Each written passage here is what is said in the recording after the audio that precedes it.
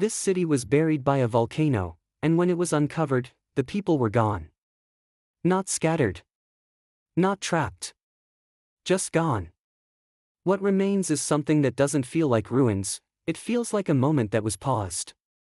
At Akrotiri on the island of Santorini, entire buildings still stand.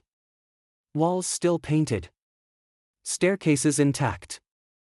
Storage jars left where they were used. It looks like a place where people stepped outside, and never came back. And that's what makes it different. Because cities don't usually stop like this. They collapse, decay, get rebuilt over time.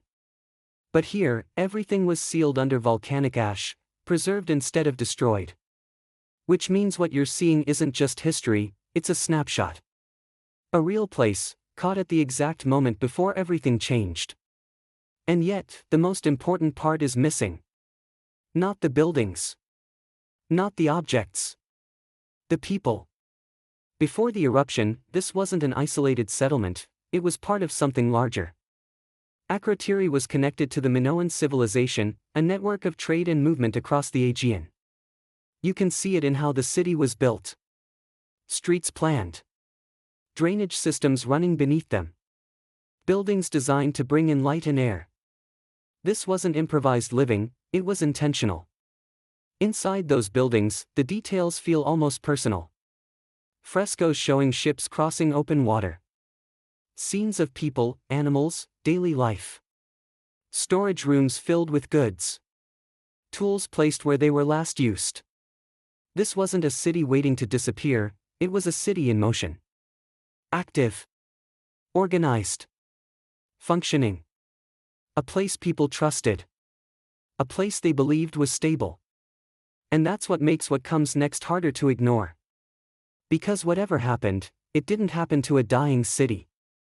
It happened to a living one. And then something changed.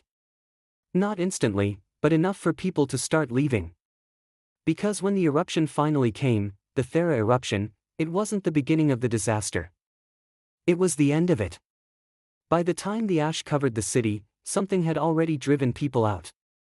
And that's where the story becomes difficult to explain.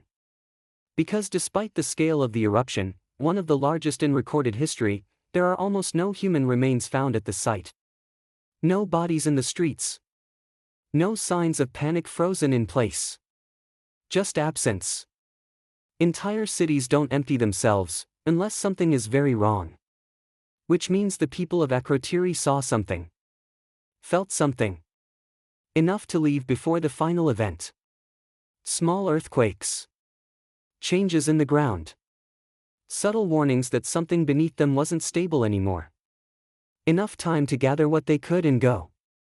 But once they left, the eruption sealed everything behind them. Preserved the city, and erased the people from it. So what are we really looking at? A city destroyed by a volcano, or a city that escaped it? Because that's the part that doesn't close. We know how the city ended, but we don't know where its people went. Did they reach nearby islands? Were they absorbed into other parts of the Minoan world? Did the eruption disrupt more than just one city, changing the region in ways that aren't immediately visible? The ruins tell you everything about how they lived, but nothing about what happened after they left. And that's what keeps this open. Not the eruption. Not the destruction. But the missing continuation. Which leaves one question that doesn't go away. Not what destroyed the city, but where everyone went. Some cities were destroyed. And some were preserved. Just long enough to raise a better question. If this made you question what really happened, you're not alone. And you're in the right place. Join us next time.